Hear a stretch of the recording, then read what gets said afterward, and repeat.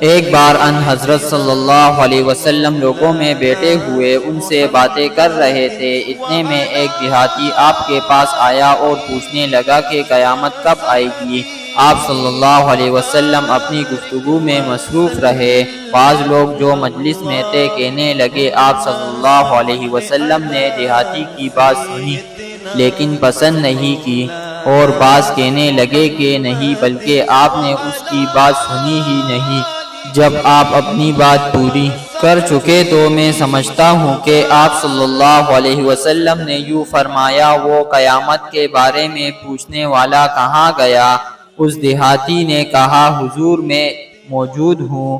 آپ صلی اللہ علیہ وسلم نے فرمایا کہ جب امانت ایمانداری دنیا سے اٹھ جائے تو قیامت قائم ہونے کا انتظار کر۔